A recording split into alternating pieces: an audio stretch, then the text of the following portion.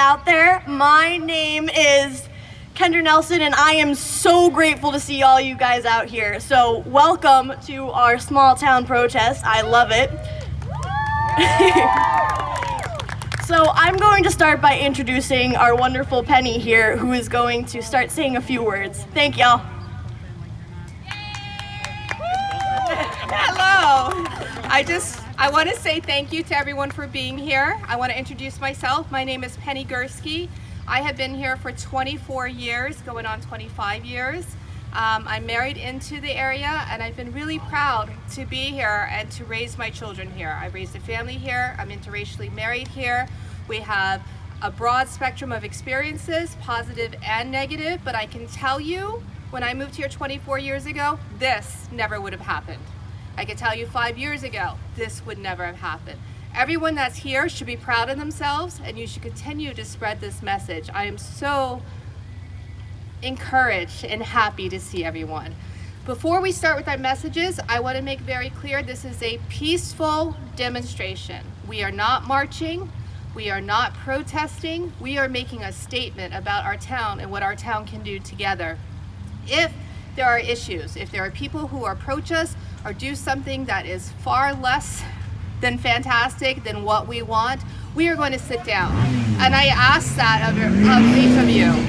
Case in point, we are not going to turn around. We are not going to engage. We're not going to give in to the racist thought that the people who support black people, the black people who are out here, are going to go and riot and mess up storefronts, that they're going to mess up their own community. That is not the case. So I will ask again, we will continue this message. If there is an issue, you sit. You sit down, you respect Martin Luther King Jr.'s message, and we will remain united, okay? Absolutely. So, got my notes here. I tried to memorize it all, but I know the points that I want to talk about. And one is the fact, and I thought I would say this later, but I'm going to say this now. There is this misconception or this desire to have a conversation about the fact that we don't see color. It's not true. We all see color. I tell my kids, I tell my husband all the time, it's like saying I don't see a redhead. I don't see someone with piercing blue eyes. We see color. The question is, what do we do with that? What kind of conversation do we have? How do we treat each other? Because the fact of the matter is, seeing color should be exactly like seeing a redhead. It should exactly like seeing someone with piercing blue eyes. It should just be, because it is. That's what it is. Beauty and equality is across everything. And I will tell you, one of the ways that we want to think that we don't see color, but color exists in our world, is when we teach our children how to drive. So there's no question to anybody that I've raised my kids here, that we have gone through preschool, all the way through college, beyond college to jobs, and the experience that will happen. This is not a reflection specifically of their experience. This is about the world. When I had to teach my children to drive, when my husband, we are interracially married, went and our kids started thinking about driving when they were 15, when my boys came of age to start thinking about driving, the first message I told them is if you get pulled over by a police officer anywhere in the nation, you put your hands on the steering wheel. You put your hands up. It's the first thing you do. You acquiesce, you do what they say, you get out of the car if they want you to get out of the car. This was not a lesson in racism. This was not a, hey, we have to do this, that, and the other. This was not police are bad. It was not a reflection of our town. It was a fact. It was an absolute fact that this is what you do. And I challenge you to think about the conversation that white people, that yourselves have had, the conversation you had as young people when you start driving. What's the first thing you do when you get pulled over? You get your license and registration. Those are two completely different messages.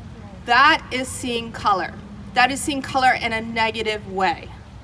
And that's the lesson I had to show my kids. Breaks my heart. It is ridiculous that that's the first thing that I tell them. Then I went on to tell them about stop signs and lights and, the usual driving stuff and the issues you have as a parent.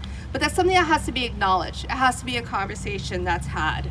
The other way that we see color, and this is very specific to our town, I would say, the driving's across the nation, but I gotta tell you, when you drive through town and you see Confederate flags, my heart and my conversation with my children and their minority friends is different than the conversation white people will have. Right. You may be opposed to the Confederate flag, but you drive down the street, you see a Confederate flag go up, you think there's a Confederate flag, and it's a bad thing. And don't even, on a side note, let me tell you how many times I have pointed out to people not of color where Confederate flags are, and they're like, I never noticed that, I never saw that. I was like, it's been there for the 15 years I've lived here. Okay, so first off, that's not even recognized. When it is recognized, you guys think it's terrible. You know, the thought is, the white community, we talk about privilege, you know, and I don't talk about white privilege a whole lot because I believe everyone has issues and everything that's going on. But you want to talk about privilege. It is a privilege that when you see a Confederate flag, you think that that's a horrible thing, it shouldn't happen. When I see a Confederate flag, I take a beat. I think, do I want to drive down this road anymore? All right, I'll drive down it at noon. I'll drive down it at 5 o'clock in the afternoon after I go to Boyer's. I will not drive down it at 11 o'clock at night. If I'm dropping my child off somewhere, if I'm walking my dog, I am not walking my dog by that house. Now, they may just be putting the flag up for whatever reason. I don't know that. It is my responsibility to take care of myself and my family and be aware that it's there and what the possible meaning could be.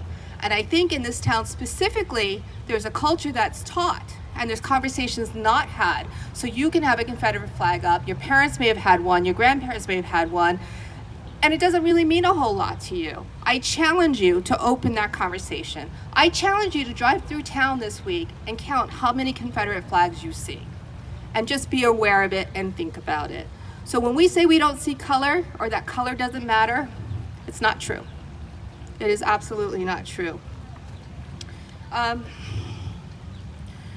The reason I joined this, beyond doing what I felt was right, feeling that it's my turn, you know, I look at my niece and nephew, I hear people coming through the car and stuff like that. It seems like civil rights is so far away, the way that we know civil rights to be, the civil rights movement, Martin Luther King Jr., Malcolm X, things of that nature, Medgar Evers. It is not. My parents, okay, so think about this. My parents lived through Jim Crow. My parents had to not drink through the same water fountain. They had to use different bathrooms. My grandmother fed my parents through the kitchens of the back doors of white kitchens because that's how you got around. This is not something that is so far gone. It's also not something that the needle's going to be moved on immediately. I don't stand here and say, we're going to have this demonstration and tomorrow everything's going to be different. But what I'm saying to you is have a conversation, because the fact that there's no longer Jim Crow here and I can sit on the same bench as my husband is not something that we should say, there's been movement. It's better. Don't you see things are moving? That's not good enough. That's not okay. It is 2020. When my husband and I go outside of Tamaqua and we walk into a place, we take a beat. Are people going to have an issue with us being interracial? When my children were young, do we bring them into this restaurant? You talk about privilege, there's all kinds of privilege. My husband and I have some privilege here. People know us. People know me. People trust me. I've taught their kids. I've read to their kids. My privilege in the town is different than another black person's privilege in the town. And I don't take that lightly. And that is why I'm here. So, my purpose here is to challenge you to open a conversation, okay? And not just open a conversation, because I think right now conversations are being had. You know, we've had George Floyd, we've had Breonna, we have Amon, we are having that conversation. What do you do with that conversation now? When you see color, my conversation when my children started kindergarten was different than the majority of the town's conversation. My conversation is, people are gonna call you nigger, it does not define you.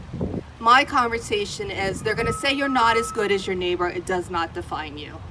But what I also did, and what my husband did, was give them words, right? So you have to give people choices. I challenge you to mentally come up with your own motto, the own thing in your head that you will say, so that when you are out in a professional setting, when you are out in a restaurant, you are out at the park, you're in your own backyard and you're hanging out with your friends at a barbecue and someone says a racist joke, what are you gonna say? Because we've all been there. We all go home feeling a little dirty, myself included, feeling a little, unsatisfied, it sticks with you for a week or two, maybe it sticks with you a couple years. I never said anything. The reason people like us who are proactive and want to make a change don't say something in those moments is because we're not prepared, and because it's so shocking, because they can be people that you've been friends with for 15 years who suddenly say something. So what are you going to say? What's your message? I challenge you to have that conversation with your spouse, your children, your friends, and come up with it. And I call to action. I call to action to know what you're going to say. So that action could be as simple as, you cannot say that in front of me and walk away. That's simple. You are not engaging in a debate with them. You're not engaging in who is right and wrong. You're not engaging in politics. It is simple. And if they want to follow you and say something else and have another line, it's about equality, and walk away. We are not going to engage in conversations that are ignorant. We are not going to give them a reason to pull apart and say that one part is what I disagree with, and then they don't have to look themselves in the mirror. I challenge you, when you put your children in school, to let them know what to say when they're in kindergarten, second grade, seventh grade, junior high, high school. What do you say? What do you say when the person next to you is sitting there and is a black person or an interracial person, and 2 seats down someone calls them a nigger, or someone says something awful about color and inequality? Give them words. One of my children said, you know what? Black people and white people love each other. I know this because my parents are married and love each other. Period. That was it. Simple. You give them a sentence that they can use, and you explain to them about equality. But as they use that sentence over and over and over again, as they go through school, middle school, high school, college, they'll believe it. They'll understand it. And maybe they'll teach, because there's so much in the area where people are still saying and doing based upon what they've been taught, but not what they've experienced. And let's be realistic. Tamaqua is not very cultural speaking. So a lot of people don't have the experience till they leave the town to say, what my mom and dad or what my uncle said is not true. So let's give them words for that. Let's call to action. Let's make some choices. Let's make some changes. And let's give people a stance and something they can believe in. Let's affect change.